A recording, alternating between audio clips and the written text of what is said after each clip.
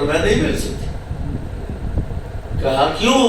کہا اس لیے کہ اگر وہ نہ ہوتا تو موسیٰ تجھے بھی کلیم اللہ نہ بناتا، تجھے بھی نبوت نہ ملتی. کہا اچھا اگر یہ امت مجھے نہیں مل سکتی، اور خوش نصیبو بغیر کسی کوشش کے نبی کے امتی بننے والوں، حبیب خدا کے امتی بننے والوں، مبارک ہو تمہیں. اس موسیٰ نے رب تعالیٰ کی بارگاہ میں عرض کیا مولا اگر یہ امت نہیں مل سکتی تو مجھے اس امت میں سے پیدا فرما. یعنی یہ وہ امت ہے جس میں آنے کے لیے نبی دعائیں کرتے تھے کہ اللہ اس امت میں ہمیں بھی شامل فرما. یہ وہ نبی ہے. کانوا من قبل یستفتحون علی الذین کفروا. اس نبی کی شان کیا ہے؟ اس کا نام لے کر وہ کافروں پر فتح طلب کیا کرتے تھے. پہلی امتیں جب کسی کافر جماعت سے، کافر گروہ سے لڑائی کرنے لگتی تو نبی پاک کا نام لے کر اللہ سے مدد مانگتے، اللہ ان کی مدد فرما دیتا. قرآن کہہ رہا ہے کانوا من قبل یستفتحون علی الذین کفروا. وہ کافروں پر مدد طلب کرنے کے لیے نبی پاک کو وسیلہ بناتے. تم تو خوش نصیب ہو، کتنے خوش نصیب ہو تم، کتنے خوش نصیب ہو کہ ایسا نبی ملا ہے. جب پیدا ہوا تو کہہ رہا تھا ربی حبلی، اور میرے آقا کا ساری زندگی کا ایک ہی وظیفہ، کہتے ہیں بندے پیران کو وظیفہ جی مجھے کوئی وظیفہ دے، کوئی وظیفہ دے جناب، کوئی پڑھنے کے لیے مجھے دے.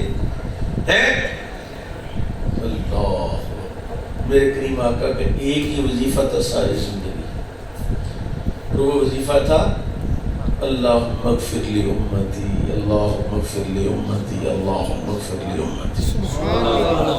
ساری زندگی آپ نکالیں رسول اللہ کی سیرت کو، اعلان نبوت سے پہلے بھی، اعلان نبوت کے بعد بھی، 13 سالہ مکی دور کے اندر بھی، اور 10 سالہ مدنی دور کے اندر بھی، جب حضور معراج پر جا رہے تھے، براق جبریل لے کے سامنے کھڑے تھے تو حضور براق پر سوار نہیں ہوئے. کیا بات؟ حضور رو رہے ہیں. جبریل نے پوچھا یا رسول اللہ کیا بات؟ حضور نے فرمایا امتی امتی امتی. میں تو سواری پر بیٹھ کے چلا جاؤں گا، میری امت کا کیا بنے گا؟ جبریل آدم رب العالمین تیرا محبوب فرماتا امتی، فرمایا جاؤ میرے محبوب سے کہہ دو کہ امت کے بارے میں آپ کا رب آپ کو مایوس نہیں فرمائے گا.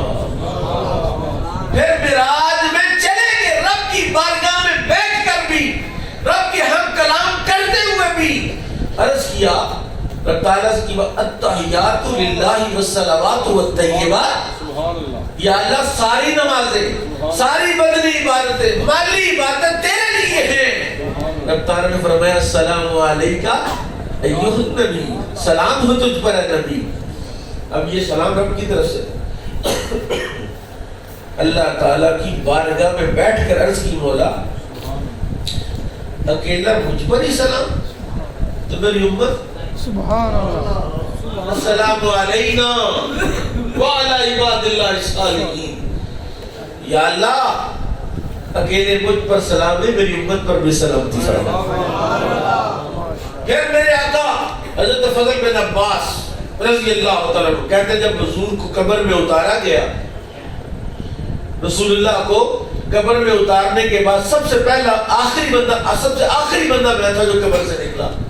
میرے دل میں خواہش پیدا ہوئی کہ رسول پاک کا چہرہ آخری مرتبہ ظاہری طور پر دیکھنا لوں. کہتے کفن ہٹایا چہرے سے تو حضور کے قبر میں لیٹے ہوئے ہونٹ ہل رہے تھے. کہتے میرے رونگٹے کھڑے ہو گئے کہ رسول اللہ قبر میں لیٹ کر بھی کچھ پڑھ رہے ہیں.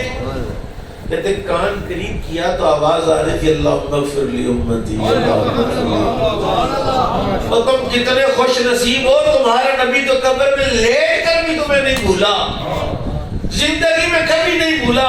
اور حضور صلی اللہ علیہ وسلم صرف تمہارے لیے بخشش کی دعائیں نہیں کرتے رہے بلکہ ساری زندگی تمہارے لیے روتے بھی رہے. سچے دل سے بتانا